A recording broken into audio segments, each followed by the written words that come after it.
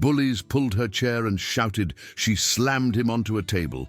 Delia Reeves pressed her back against the cold metal lockers of Roosevelt High School, watching students flow past her like she was invisible. At barely 5 feet tall, with wire-rimmed glasses and auburn hair hanging like a curtain, she had perfected the art of blending into the background. 3 weeks into her junior year at this Denver suburb school, she had successfully avoided most social interactions. The move from Fort Bragg had been sudden when her father, Staff Sergeant Michael Reeves, received new orders. Roosevelt High sprawled across 10 acres with red brick buildings and trophy-lined hallways celebrating decades of achievements.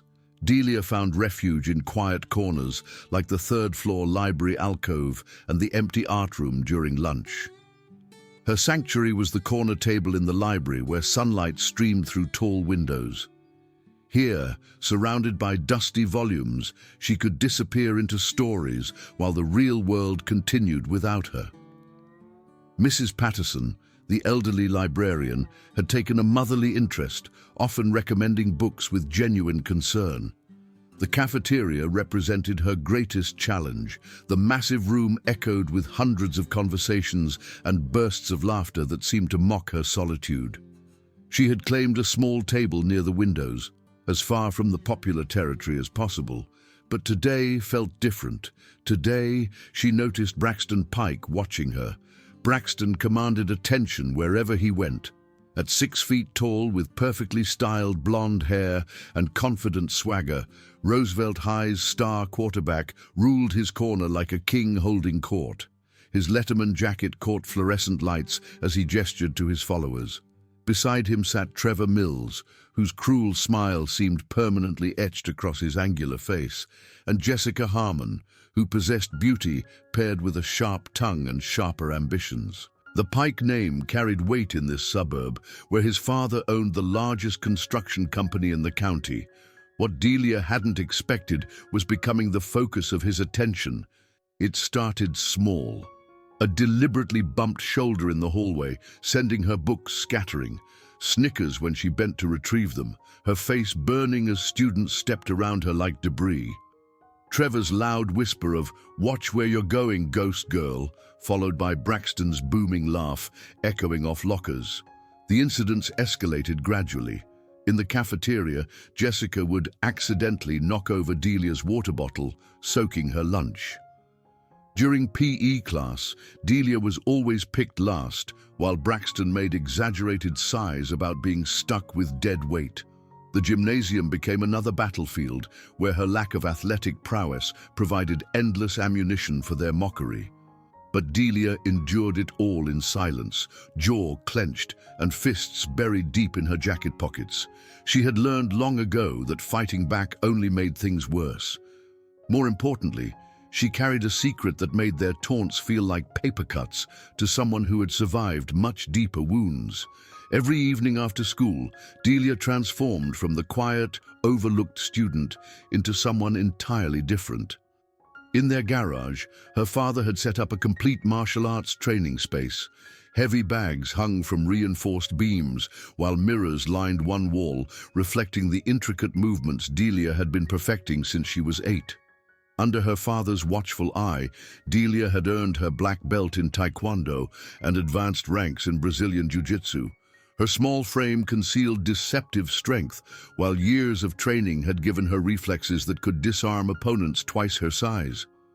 But her father had also taught her restraint, discipline, and the wisdom to know when not to fight. "Violence should always be the last resort," he would remind her during evening sessions. "A true warrior seeks to resolve conflicts without throwing a single punch.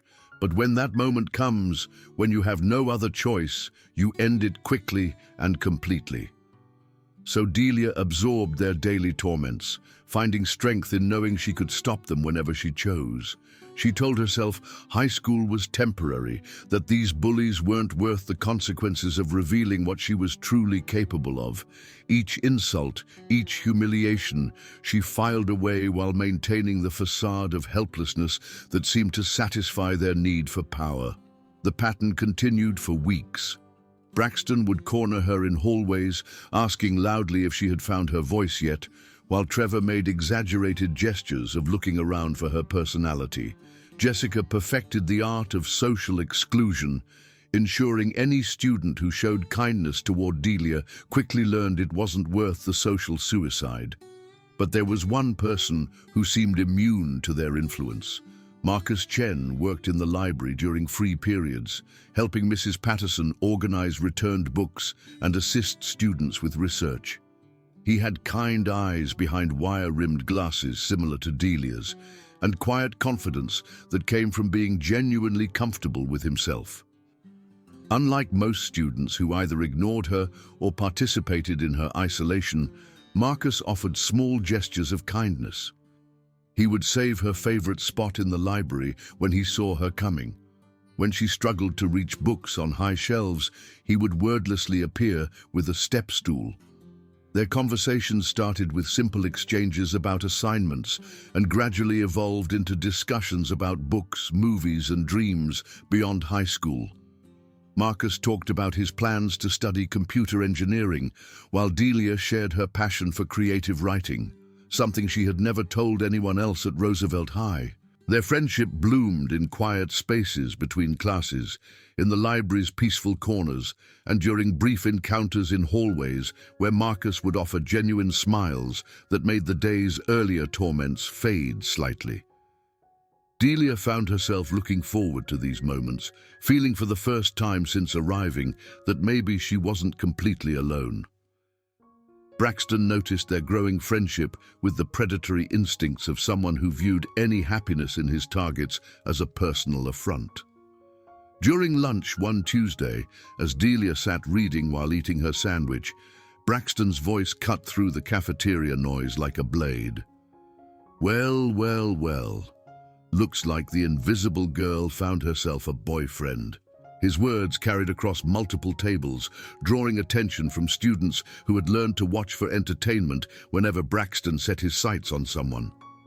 Delia's cheeks flushed as dozens of eyes turned toward her table.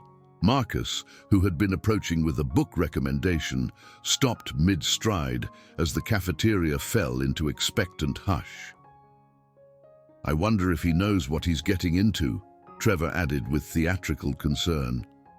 "Dating a ghost might be too weird, even for a computer nerd." Jessica's laugh rang out sharp and cruel. "Maybe they can have their first date in the library. How romantic, surrounded by dust and books that smell like loneliness." The cafeteria erupted in laughter, and Delia felt something crack inside her chest. The humiliation was one thing when directed solely at her, but watching Marcus's face redden with embarrassment as he became collateral damage in their campaign of cruelty ignited a spark of anger she had been carefully suppressing. But still, she remained silent. Still, she gathered her things and walked away with measured steps, leaving behind the echo of their laughter and the disappointed look in Marcus's eyes. That evening, her father noticed the extra intensity in her strikes against the heavy bag, the way her kicks carried fury that hadn't been there before. "Something happened at school today?" he asked, holding the bag steady as she unleashed combinations that would have impressed her instructors back at Fort Bragg. "Nothing I can't handle," she replied, the standard answer she had given for weeks. Staff Sergeant Reeves studied his daughter's face with the analytical eye of someone who had spent 20 years reading stress levels of soldiers under pressure. "Remember what I taught you about picking your battles, sweetheart. But also remember that some battles pick you, whether you want them or not." The breaking point came 3 days later in the most public venue possible. The school auditorium buzzed with mandatory assembly energy, 500 students packed into red velvet seats, while Principal Harrison droned through announcements about upcoming events and academic achievements. Delia had chosen a seat in the back corner, hoping to become invisible among the crowd. Marcus had saved the seat beside her, and for once she allowed herself to relax slightly. The assembly covered routine topics, homecoming preparations, college application deadlines, and updates about the football team's playoff chances. Delia was actually beginning to think she might escape this gathering without incident when Principal Harrison called for questions from the student body. Braxton's hand shot up immediately, and Delia's stomach dropped as she recognized the predatory smile spreading across his face. "Principal Harrison, I have a question about school safety and the importance of students speaking up when they see something concerning." "Excellent topic, Mr. Pike. Please, go ahead." Braxton stood, commanding attention of the entire auditorium with confidence of someone born to be in the spotlight. "Well, sir, I've noticed that some students seem to have trouble integrating into our school community. Students who keep to themselves, don't participate in activities, and seem almost unstable." As he spoke, his gaze swept deliberately across the auditorium before landing directly on Delia. The gesture was subtle but unmistakable, and she felt hundreds of pairs of eyes following his line of sight. Her breath caught as she realized what he was doing. "I mean, we've all heard about incidents at other schools where quiet students suddenly snap," Braxton continued, his voice taking on a tone of concerned citizenship that made Delia's skin crawl. "Maybe we should have a system where students can report classmates who seem potentially dangerous, before something tragic happens." Without mentioning her name, Braxton had managed to paint Delia as a potential threat, a ticking time bomb hidden among their midst. The whispers started immediately, rippling through the auditorium as students turned to look at the girl who suddenly seemed much more sinister than simply invisible. The next morning brought a new level of isolation. Students who had previously ignored her now actively avoided her, stepping aside in hallways and choosing different routes to avoid crossing her path. Teachers looked at her with fresh concern, and she caught several whispered conversations that stopped abruptly when she approached. But the cruelest blow came during lunch. Delia sat at her usual table, picking at a sandwich she had no appetite for, when she noticed Marcus approaching with obvious reluctance. His usual confident stride had been replaced by hesitant steps, and his eyes couldn't quite meet hers. "Listen, Delia, Marcus struggled with words that clearly didn't come naturally. "My parents heard about what happened yesterday, about the assembly. They think maybe we should take a break from hanging out, just until things calm down." The words hit her like physical blows. Even Marcus, the one person who had shown her genuine kindness, was abandoning her based on Braxton's calculated manipulation. "I understand," she said, gathering her things with mechanical precision. "Thanks for being honest." As she stood to leave, Marcus caught her wrist gently. "Delia, I really am sorry. If there was another way..." She looked down at his hand on her wrist, then back at his face with an expression he couldn't read. "There's always another way, Marcus. Some people just aren't brave enough to take it."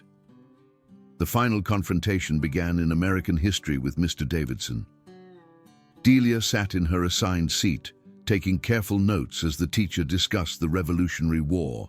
The irony wasn't lost on her as she found herself thinking about rebellion, about what drove ordinary people to extraordinary action.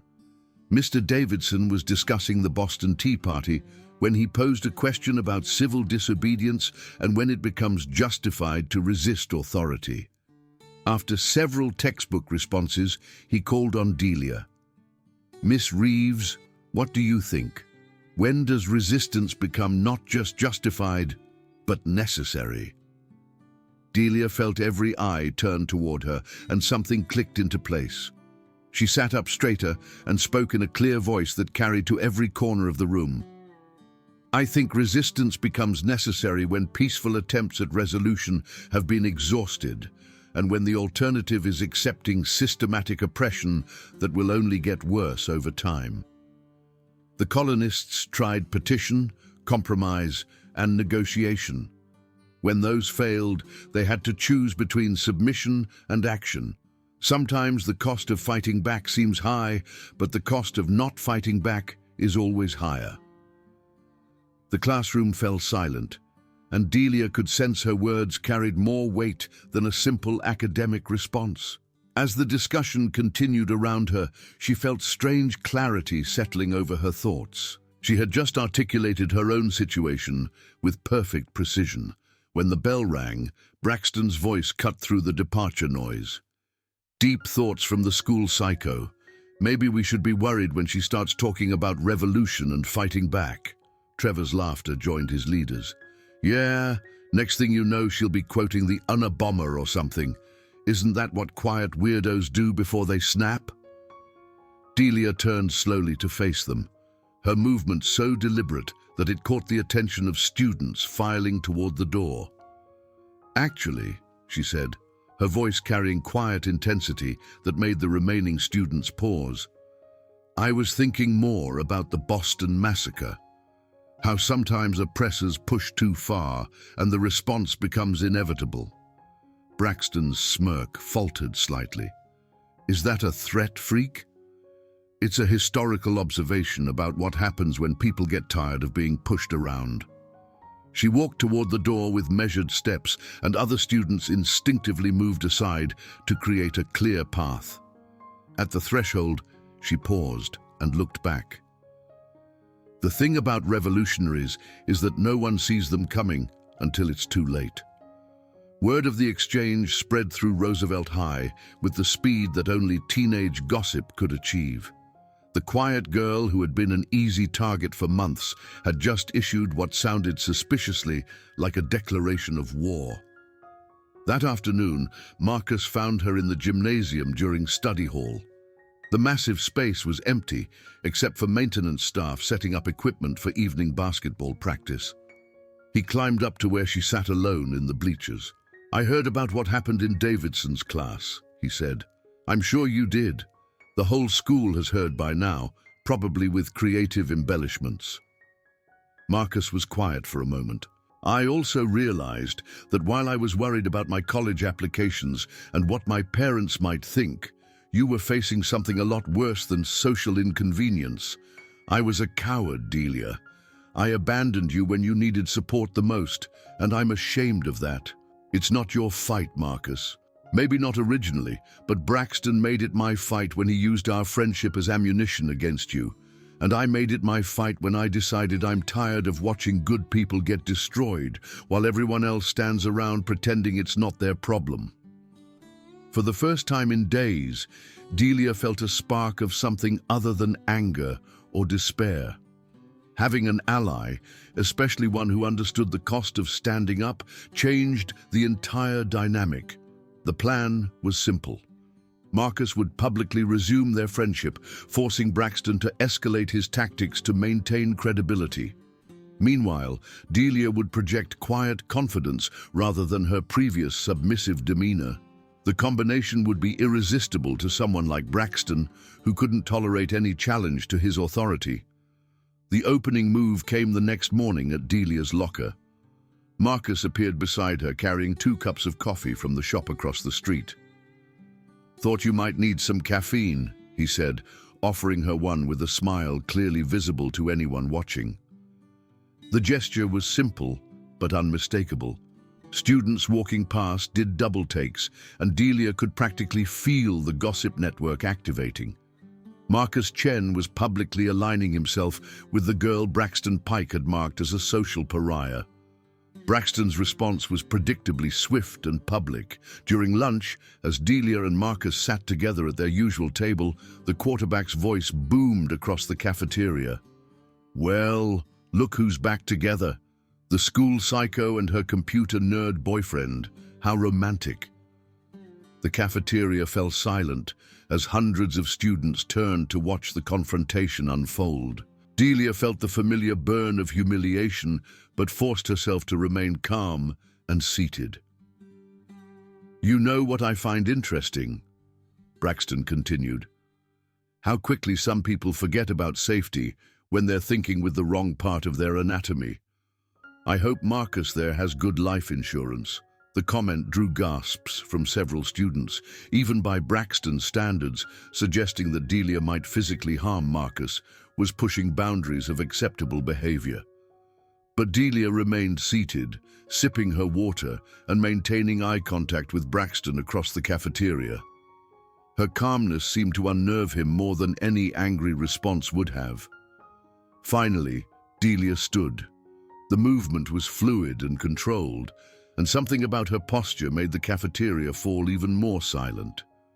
She walked slowly across the room toward Braxton's table, her steps echoing in the unnatural quiet.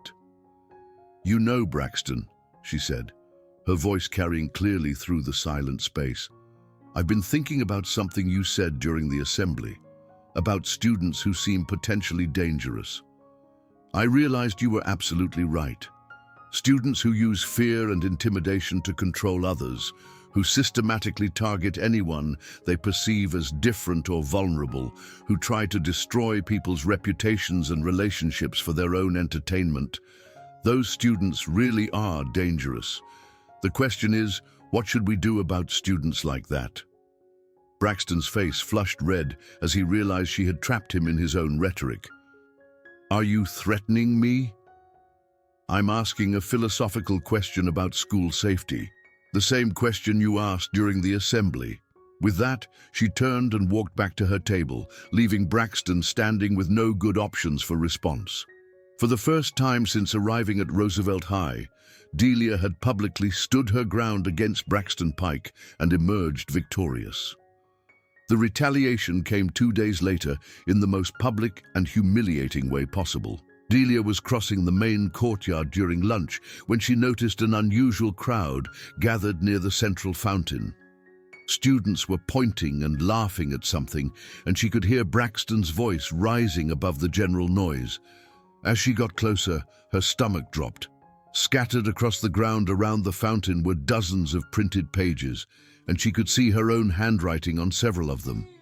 Somehow, Braxton had gotten hold of her creative writing portfolio, the collection of stories and poems she had been working on since arriving at Roosevelt High. "Oh, this is rich," Jessica was saying, holding up a page with a love poem. "Listen to this garbage. In the quiet spaces between heartbeats, I found a voice that understood the language of loneliness." Students erupted in laughter, and Delia felt her face burn with embarrassment. Her most personal thoughts, the private expressions of her struggles and dreams, were being mocked and degraded for public entertainment, but the worst was yet to come. Braxton emerged from the crowd holding a single page that made Delia's blood turn to ice. It was a story she had written about Marcus, a barely disguised fiction about two lonely students finding friendship in a hostile environment. And this is the best one yet. It's a love story about our favorite couple. Want to hear how she describes her boyfriend? He began reading in an exaggerated romantic voice, and Delia felt something break inside her chest as her most private feelings were turned into public mockery. Students who had been merely watching were now laughing openly, and she could see phone cameras recording the spectacle. Marcus appeared beside her, his face white with anger. "Where did you get those?" Braxton smiled with pure malice. "Let's just say your girlfriend should be more careful about what she leaves lying around. Anyone could break into her locker and find these treasures." The admission of the break-in was delivered with such casual arrogance that several students stopped laughing. Even by Roosevelt High standards, stealing someone's private writing was crossing a serious line. Each word felt like a physical blow as Delia stood frozen while her inner world was dissected for public entertainment. The breaking point came when Braxton reached the story's climax, where the fictional version of Marcus stood up to bullies. In Delia's story, it was a moment of heroism. In Braxton's performance, it became a punchline about naive idealism. The crowd erupted in fresh laughter, and Delia felt the last of her restraint snap like an overstretched cable. But it wasn't Braxton's mockery that pushed her over the edge. It was the sight of Marcus's face, pale with humiliation, as his private kindness was turned into public ridicule. She could have endured any amount of personal attack, but watching someone she cared about suffer because of their association with her ignited something fierce and protective. Marcus stepped forward, his hands clenched into fists, despite his obvious physical disadvantage. "Give me those pages, Braxton." "This has gone far enough." Braxton laughed and held the papers higher, well out of Marcus's reach. "Come and take them, computer boy. Face it, nerd, you and your freak girlfriend are pathetic, and everyone here knows it." That was the moment. In the space between one heartbeat and the next, Delia made the decision that would change everything. She had tried patience, tried avoidance, tried strategic maneuvering. None of it had worked. Braxton Pike understood only one language, and she was finally ready to speak it fluently. "Braxton," she said, her voice cutting through the crowd's laughter with startling clarity. He turned toward her with a triumphant grin, clearly expecting another opportunity for public humiliation. "Yes, freak, ready to beg for your precious stories back?" Delia walked toward him with steps that seemed to grow more confident with each pace. Something in her movement made the crowd instinctively step back, creating a clear circle around the fountain. "I want you to listen very carefully," she said, stopping just outside his arm's reach. "You're going to give me those papers. You're going to apologize to Marcus for involving him in your personal issues with me, and then you're going to leave us both alone." Braxton's laughter echoed off the surrounding buildings. "Oh, really? And what happens if I don't?" "I'm going to teach you something my father taught me about the difference between warfare and combat." "Your father?" Braxton sneered. "What's Daddy going to do? Write me a strongly worded letter?" "My father is Staff Sergeant Michael Reeves, United States Army," Delia replied, her stance shifting subtly into something more balanced and ready. "He's spent 20 years training soldiers how to neutralize threats quickly and efficiently, and he spent the last 8 years training me." For the first time, Braxton's confident expression flickered with uncertainty. Something in Delia's posture suggested capabilities he hadn't considered. "You think I'm afraid of some military brat trying to act tough?" he said, but his voice lacked its previous conviction. "I think you're about to learn why quiet people shouldn't be underestimated," Delia replied. What happened next occurred too quickly for most witnesses to follow clearly. Braxton reached out to shove Delia backward, probably intending to humiliate her further by knocking her down in front of the crowd. It was the kind of casual physical intimidation he had used countless times to establish dominance. But Delia wasn't there when his hands arrived. She had shifted slightly to one side, letting his momentum carry him forward, while she grasped his extended wrist with both hands. Using his own force against him, she pivoted and threw him over her hip in a perfectly executed judo technique that sent him crashing into the courtyard's central picnic table. The impact was tremendous. Braxton hit the table with enough force to split the wooden surface, and the sound echoed across the courtyard like a gunshot. He rolled off the broken table and onto the ground, gasping for breath and staring up at Delia with shock and disbelief. The entire courtyard fell deadly silent. Students who had been laughing moments before now stared in stunned amazement at the quiet girl who had just launched the school's star quarterback through a piece of furniture. But Delia wasn't finished.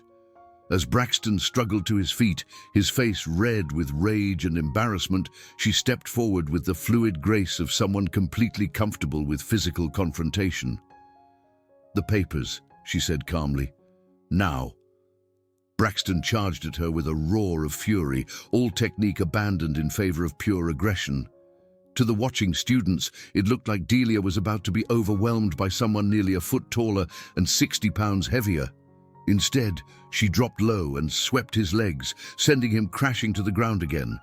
As he tried to rise, she caught his arm and applied a joint lock that had him screaming in pain within seconds. "The papers," she repeated, her voice unchanged despite the violent struggle. "Let go of me," Braxton gasped, his earlier arrogance replaced by panic as he realized he was completely outmatched. Delia applied slightly more pressure, and he cried out again. Around them, students were pulling out phones to record what was clearly the most dramatic confrontation in Roosevelt High's recent history. "I can keep this up all day," Delia said conversationally. "My father taught me 17 different ways to immobilize someone without causing permanent damage. This is only number 3.